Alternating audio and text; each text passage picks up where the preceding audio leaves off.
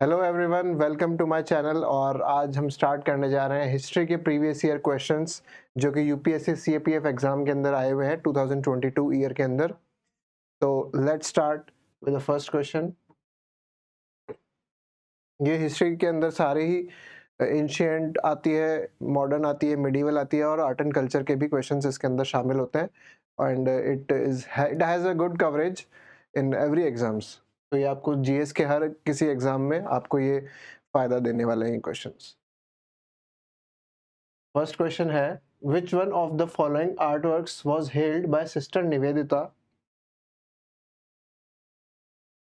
As the first masterpiece of Indian art? तो sister Nivedita जो थी during the Indian freedom struggle, ये एक बहुत ही अच्छी प्रमोटर थी और फ्रीडम स्ट्रगल के अंदर आर्ट को बहुत ही प्रमोट करने वाली लेडी थी। एंड इन्होंने first masterpiece of Indian art किसे कहा था? ऑप्शंस में है Bharat Mata by Abanindra Nath Tagore, Arjun and Subhadra by Raja Ravi Varma. Raja Ravi Varma was a famous first modern artist. He was a very बहुत ही अच्छे पेंटर थे ये। Sita in captivity in Lanka by Abanindra Nath Tagore and Sati by Nandalal Bose.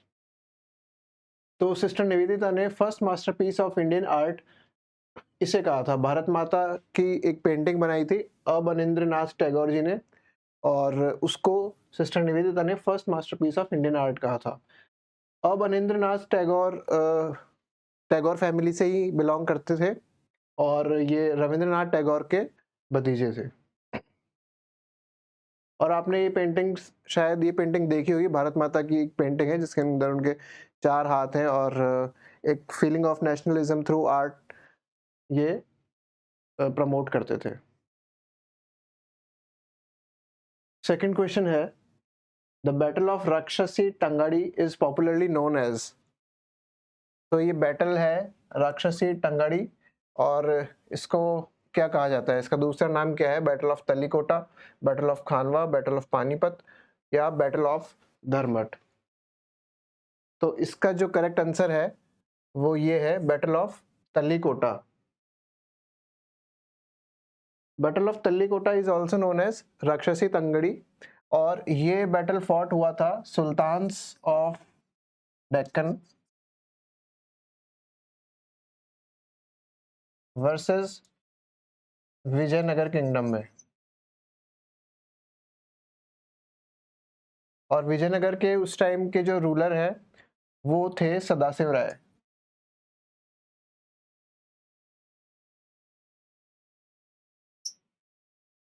ये उस टाइम के रूलर थे और ये बैटल फॉट हुई थी 1565 में।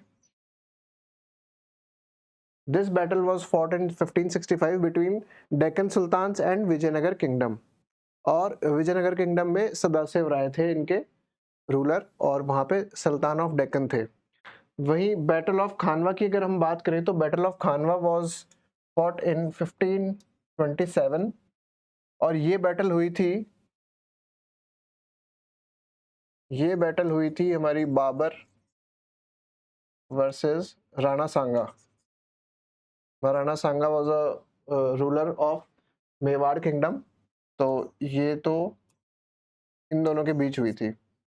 बैटल ऑफ पानीपत आप सभी जानते हैं, हम सभी इसको पढ़ते हुए आए हैं। Battle of Panipat was a very famous battle fought in 1526 और ये भी फॉट बिटवीन बाबर और लोदी, इब्राहिम लोदी से ये बैटल हुई थी, battle of Panipat in 1526। First battle of Panipat की हम ये बात कर रहे हैं।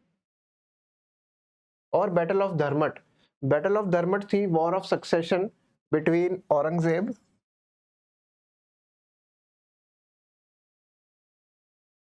और उसका भाई दारा शिकोह।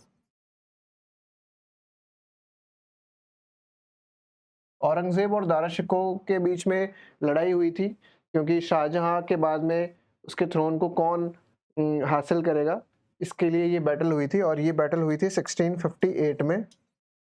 और दारा शिकोह का साथ दिया था राजस्थान के ही एक रूलर थे जसवंत सिंह। राजपूत रूलर थे। तो क्वेश्चन था राक्षसी टांगड़ी बैटल, और इसका करेक्ट आंसर है battle of Talikota. It was fought in 1565। के बाद में नेक्स्ट क्वेश्चन है Ashokan inscriptions in Afghanistan are written in which one of the following scripts.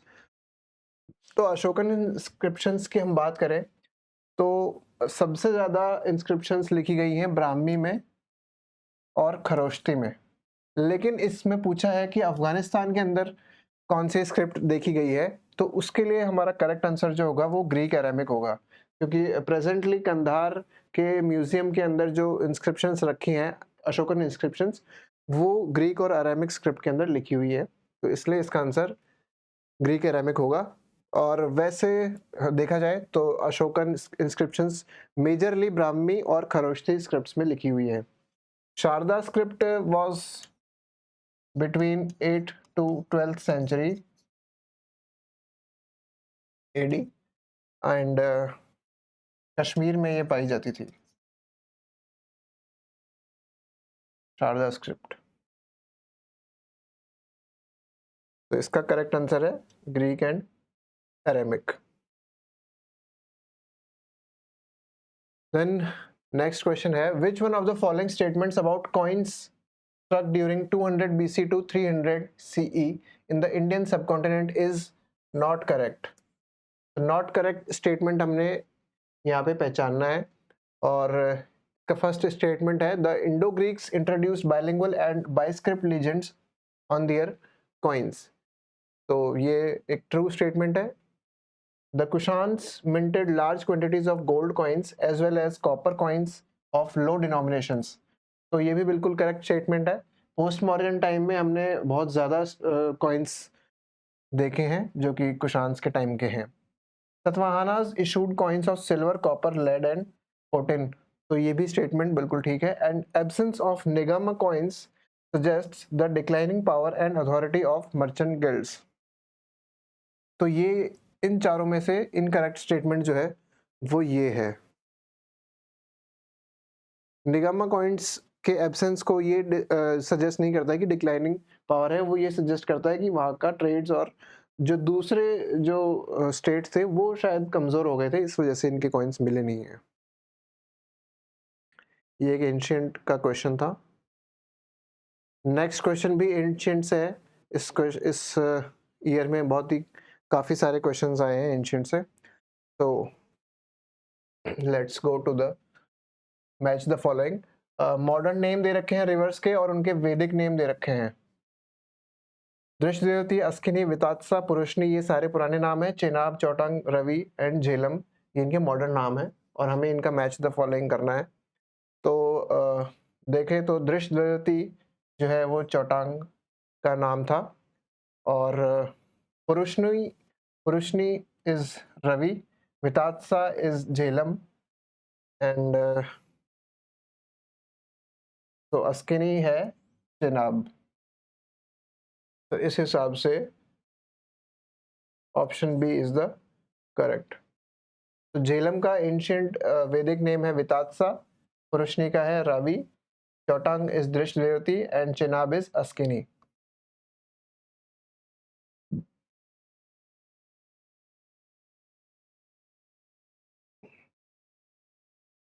Next question आता है हमारा मिडिवल हिस्ट्री से, और इसके अंदर स्टेटमेंट जो दे रखा है वो ये है the early Malwa school of paintings was influenced by Shirazi school while the early Mughal paintings initially followed Bizad school. So yes, this is a correct statement.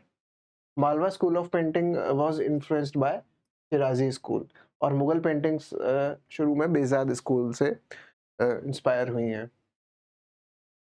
The major exponents of Behzad school in India were Syed Ali and Abdus Samad. जी हाँ, ये भी correct statement है। तो इसका answer जो है वो हमारा बोथ 1 और 2 हो गया। और सैयद अली और अब्दुस समाद ये दोनों, इन दोनों आर्टिस्ट्स को बाबर लेके आया था अपने साथ। दे बोथ वर पर्शियन, और बाबर ड्यूरिंग द इन्वेजन, और इस टाइम जब वो इंडिया पे इंडिया में लड़ाई कर रहा था, तब इन दोनों को वो साथ में लेकर आया था. He was their courtesan and they were a famous painter of that time.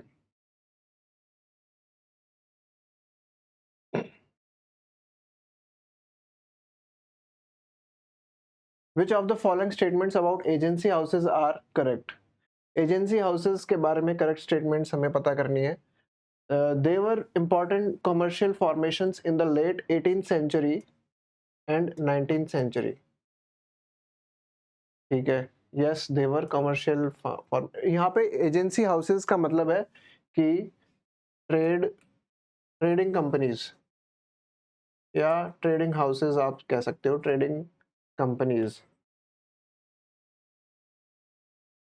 Companies या फिर आप इनको फाइनेंशियल इंस्टीट्यूशंस से भी पहचान सकते हो. Financial agencies, these were the financial agencies जो कि 18th और 19th सेंचुरी के अंदर कोलकाता के अंदर ये स्टार्ट हुई थी. The operation of managing agencies remain confined to Calcutta. जी हाँ, ये भी एक करेक्ट स्टेटमेंट है, क्योंकि सबसे ज़्यादा ट्रेड उस टाइम कैलकाटा से ही हुआ जाता था. ब्रिटिशर्स जो है एक पोर्ट सिटी कैलकाटा उनकी फैक्ट्री सेटअप थी, तो वहीं से, और क्योंकि वो बहुत ही एक रिच स्टेट हुआ करता था और वहीं से ही मोस्टली ट्रेडिंग्स हुआ करती थी ओपियम की और इंडिगो की. तो trading companies were important in the Calcutta during the 19th and 19th century. So इसका आंसर हो गया both 1 and 2.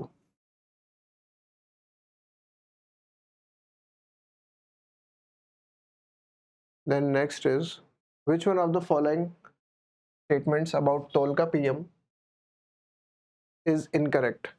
Tolka PM ancient history का एक क्वेश्चन है और Tolka PM is the Tamil grammar.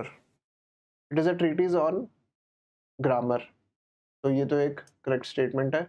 It was composed between 1st to 4th century. ये भी correct statement है. It was part of the Sangam corpus. जी हाँ, क्योंकि संगम टाइम खुद में ही बहुत बड़ा था.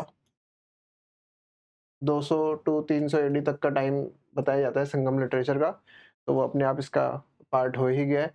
It was composed by Panini. तो ये गलत है, पनीनी ने नहीं बनाया था ये. Panini was in the north. Tolkappiyam was composed by Tolkappiyar.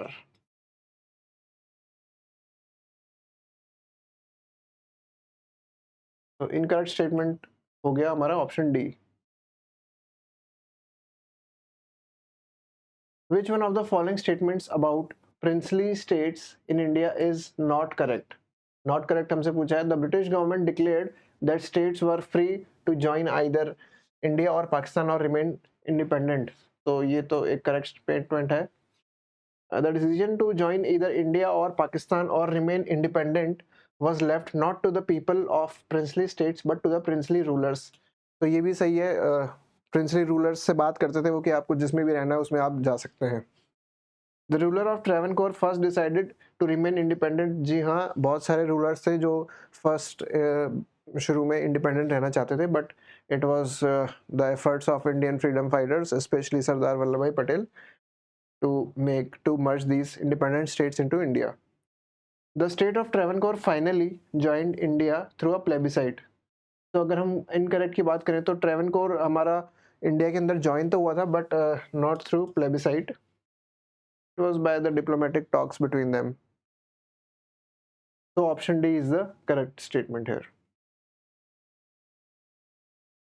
And then we have, which one of the following books was authored by Harshvardhan? Harshvardhan was a famous ruler. इनका टाइम था 600 AD के टाइम पे ये थे, and he was a very strong ruler of Pushyabhuti dynasty. इनकी dynasty का नाम Pushyabhuti dynasty था. बहुत ही ब्रेव रूलर थे. तो इनमें से कौन सी बुक हर्षवर्धन ने लिखी है? हर्षवर्धन ने हर्षचरित्र इनके ऊपर बुक तो लिखी गई है, लेकिन ये हर्षचरित्र बाण भट्ट के द्वारा लिखी गई थी. Bana Bhatta was the courtesan in his court. इन्हीं का ही मंत्री था ये। कादम्बरी नहीं लिखी है, कादम्बरी भी बाण भट्ट ने ही लिखी है। रत्नावली, जी हाँ, रत्नावली इसका करेक्ट आंसर है। Ratnavali was authored by Harshavardhana and Geet Govind was written by Jayanak. तो ये है। Then king of dance is a description of, king of dance किसे कहा जाता है? Trimurti at Elephanta caves, Kaliya Mardan of Krishna, Bodhisattva Maitreya at Gandhara, या फिर है bronze, bronze Nataraja of the Cholas. तो आपने इन पे ध्यान दोगे तो ब्रॉन्ज नटराज, ब्रॉन्ज की एक नटराज जो है उनकी एक स्कल्पचर है, उसको हम किंग ऑफ डांस बोलते हैं, और नटराज को कहा जाता है कि it is a form of Shiva dancing. तो इसका करेक्ट स्टेटमेंट है ऑप्शन डी। देन है हमारा, which one of the following was not a feature of the art of painting in India in the 19th century? 19th century मतलब कि 1800 से 1900 तक। art was being produced for the open market। अच्छा, इसमें not a feature बताते हैं, तो ये तो feature था। art was being produced for the open market। धीरे धीरे आर्ट को निकाला जा रहा था ओपन मार्केट में, और ताकि ज़्यादा से ज़्यादा ये फ्लो हो, ऑपरेट हो और मासेस से जुड़े। फिर है the artist shilpi became distinct from the artisan. तो ये भी एक करेक्ट स्टेटमेंट है। The technique of oil painting was developed, जी हाँ, ऑयल पेंटिंग डेवलप करी थी, and one of the important propagator was the Abanindranath Tagore of oil painting. The distinction between elite and popular art widened. तो ये एक incorrect statement है, क्योंकि जैसे जैसे कोई भी चीज़ पॉपुलर होती है तो उसका मासेस के अंदर फ्लो बढ़ता है, और फ्लो बढ़ता है तो डिस्टिंक्शन कम ही हुआ था between elite and popular art, क्योंकि पॉपुलर आर्ट के थ्रू ये नेशनलिज्म और फ्रीडम स्ट्रगल को ये आगे बढ़ा रहे थे ड्यूरिंग 1800 से 1900 तक। तो option D was not a feature, ये सही नहीं है।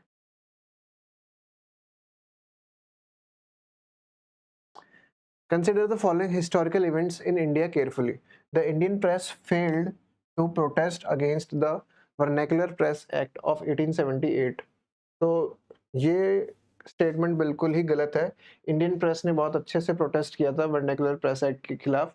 केसरी और मराठा बाय हमारे एक्सट्रीमिस्ट ये निकाली गई थी, और तो दिस स्टेटमेंट इज रॉन्ग। और बहुत सारे प्रेस जनरल्स और न्यूज़पेपर्स निकाले जाते थे। The Vernacular Press Act of 1878 was introduced by Viceroy Lytton against the council of his own law member। तो ये एक करेक्ट स्टेटमेंट है, तो इसका जो आंसर हो गया वो 2 है। तो vernacular press act of 1878 was introduced by viceroy Lytton. Lytton बहुत ही दमनकारी शासक थे, इंडिया के वाइसरॉय थे, जो कि इस प्रेस एक्ट के थ्रू जो भी गवर्नमेंट के खिलाफ कुछ भी लिखता था या बोलता था उसको वो सीधा सीधा जेल में डाल देते थे without any his voice being listen.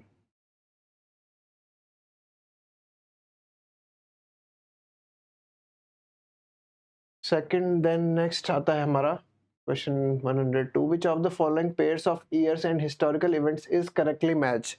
तो इनमें से करेक्ट कौन से हैं? तो 1878 में सेकंड एंग्लो अफगान वॉर हुआ, बिल्कुल सही। 1878 से 1880 तक ये वॉर हुआ था, तो ये तो सही लग रहा है। इल्बर्ट बिल कंट्रोवर्सी नहीं, इल्बर्ट बिल कंट्रोवर्सी हुई थी 1883 में। फॉक्स इंडिया बिल ये भी गलत है, 1783 में हुई थी ये। And Lord Curzon became the viceroy, he became viceroy in 1899 to 1905 तक ये था। 5 तक तो था ही, क्योंकि इसने पार्टीशन करवाया था। 7 तक भी हो सकता है, but he became viceroy in 1899। So yes, the correct answer is 1878, Second Anglo-Afghan War was held in 1878 and Ilbert bill controversy ये थी कि